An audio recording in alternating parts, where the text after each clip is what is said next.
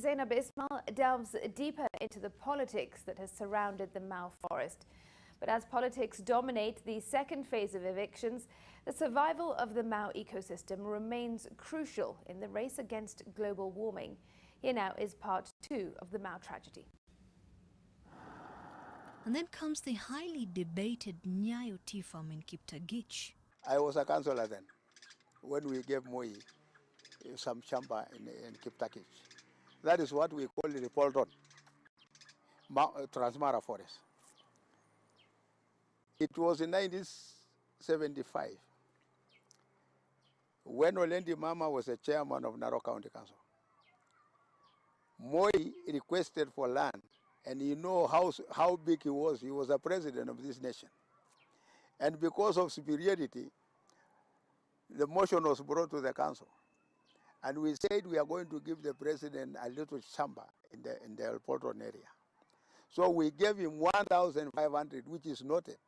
I think through the minutes of the council, we have given him 1,500 acres. During that time, we also gave Ololo Itipitip, the former minister, we gave him 1,000 acres, which was not taken by him. So the 1,500 acres which was given to Moi, he went to put it tea, but he went ahead to subdivide the land for himself. I hear he has got more than 4,000 acres. We did not authorize for that.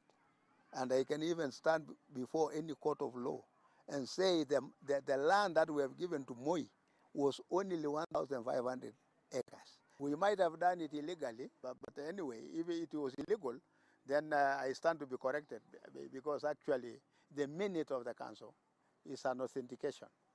It is reported that Moi made the land request through prominent Maasai leaders, including Senior Chief Lerionka Olentutu, Olentimama, who later became Narok North Member of Parliament and served in Moi's cabinet, and Ministers Stanley Oloitiptip and Justus Oletipis.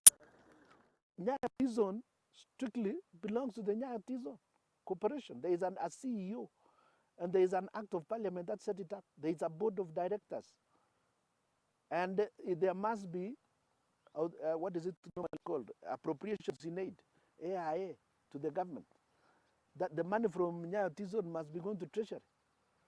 Maybe the Minister for Finance should tell us whether Nyayo Tea Zone is a private entity, or it is, or is it because it is called Nyayo? The Ndungu Commission established that the Nyayo Tea Zones was also a conduit through which forest land was illegally allocated. While the tea zones were meant to extend up to 100 meters strip of tea belt around forests in the tree-growing areas, extra acreages were hived from the forest under the guise of tea zones and later allocated to individuals. And amid all that were the so-called landless councillors. According to a document from the archives of the defunct Narok County Council, the forest was further encroached in 1999 when councillors, through a full council resolution, decided to settle what they called landless councillors. Actually, there was no landless councillor, but there was a committee that was set within the Narok County. You know, it was called Forest and Wildlife Committee. So they were told to go into the forest and establish the extension of the group ranches. So when they went there, they resolved to walisema tunyoroshe. Kitu naitwa kunyorosha. Kunyorosha ni kujipatia mashamba. So among the 20 who went into there as a committee, everybody took part and took a land, which was fraudulent, illegal, and what else can I put? They awarded themselves title deeds. And even during the time when the government was planning to evict the people, they were told to return the titles. And even one from Kekonyoke called Korema Olesurum returned the title to Natembea.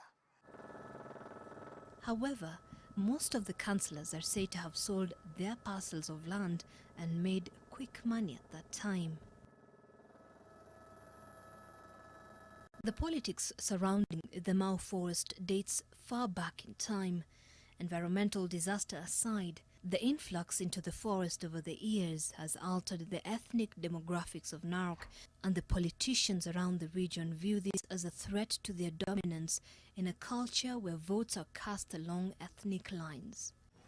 The government resolved to conduct the first removal of illegal settlers in 2004.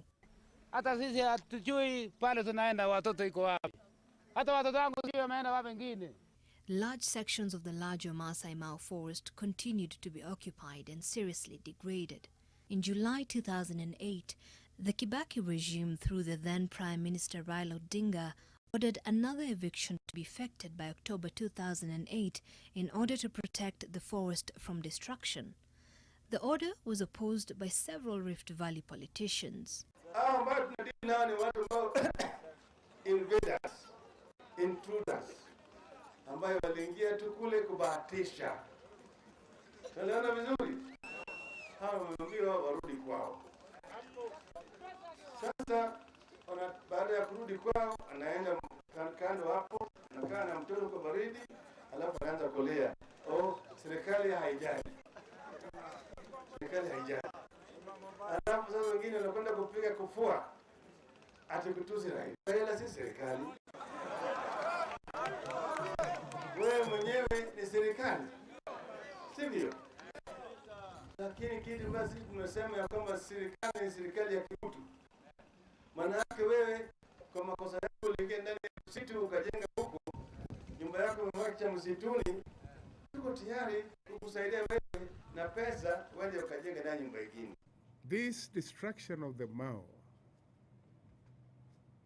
is causing an ecological disaster for us as human beings. And to criticize the Prime Minister is malicious and irresponsible and uncalled for. Later, Environment Minister John Mishuki would reverse the order, leaving Raila with an egg on the face and a heavy political liability that many say cost him a huge chunk of the Rift Valley vote. It was this question that made the difference between State House and being outside for the former Prime Minister. The whole region swung all the way up to Mount Elgon. And I kept telling him that, look, this problem, you may look at it as a Mau question, as a localized issue for a few thousands. You may say they are about 30,000. But I want to tell you that issue is a motive all the way to Mount Elgon. It's a very unpopular thing right now not to talk about the Mau forest in Maasai community. In Kalenjin community, it's the same thing. If you don't talk about the Mau forest issue, you are a very unpopular leader and you might lose the election. Nationally, if you are running for presidency, you know, you have to talk about the Mau forest, otherwise you lose votes and so forth. Since then, there has been continuous influx of people and human settlement arising from the increased population, land subdivisions and speculative squatters. Until August 2008, when the settlers were evicted in Koben and Kas FM areas. The government has now embarked on the second phase of evictions. This has created a sense of uneasiness in the area once again. And although a section of the squatters are voluntarily leaving this area, some have vowed to stay put, claiming ownership of the land they currently live on. Sio mimi, pengine watu wengine. Mimi siwendi. 1,600 households have already partially vacated from the forest. Partially means they have removed part of their properties, they have removed their animals, so we are only talking of 1,212 or thereabout households that are still inside the forest waiting for this process. This could be some of those who have the 461 title deeds that they say that they bought the land. They could be part of the 2,900 that have some form of agreement that they may have bought the land or something. And therefore, it takes us to the next level. Is compensation something that can be discussed? Maybe no. But is it humanly right to give these people some sort of ex gratia amount? Yes, by all means. Learning in schools in the area has also been hugely affected. Most of the pupils only attend schools for a couple of hours in the morning, depending on the availability of teachers. At Chebirbelek Primary School, for instance, we are told that the parents have outsourced the head teacher from another school. There are a total of 15 schools in the contested zone. And as we traversed through the complex to the eastern part of it, this is the situation. Large chunks of the forest have also been destroyed by loggers and settlers. The Ogiek, an indigenous community, have settled here among other communities, although their entry into the forest is restricted. As Ogiek, as an indigenous community, we lost a home. We were reduced to beggars, to squatters, and of course we have been subjected to endless tormentings by individuals and institutions, depending on their interest.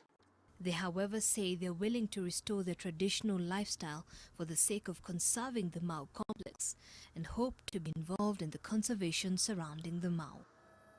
However, despite all the noise and confusion, one thing remains clear, that the Mau forest must be conserved. 12 rivers begin their journey from the Mau complex. We followed the Mara River, the lifeline of the Mara Serengeti ecosystem and game reserve, right from its source at the Enapuyapui Springs at the top of the ridges in the Mau complex. A blue gem streams in the forest, sipping and dribbling as it swerves through the trees. Each narrow stream forming a life of its own as it moves downstream.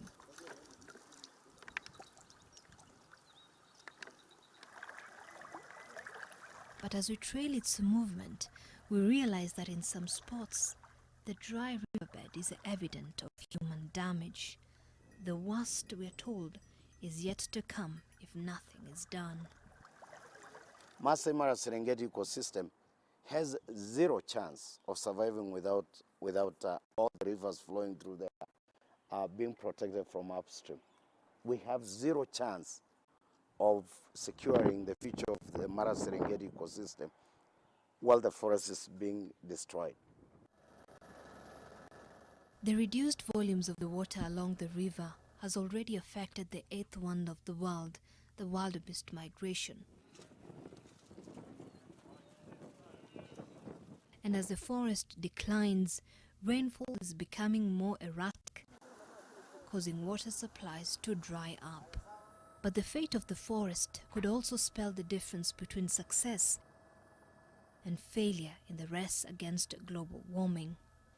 The future of Mau depends on us creating sustainable livelihoods, identifying, mapping out all the activities that are economically viable so that communities that are downstream and upstream definitely harvest a lot out of it. This is just one of the indigenous trees in the eastern block of the Mau complex, which has been in existence for more than 100 years, an example of what could have been in the Masai Mau forest before encroachment degraded that part of the forest. During our tour, it became apparent that the problems being experienced now, including the ecological damage, is the culmination of years of historical, political and cultural changes accompanied by corruption, misuse of power and greed, the result of a 40-year journey of environmental degradation that could leave people and animals in many counties hungry and thirsting for water that has dried out. Zainab Ismail, NTV.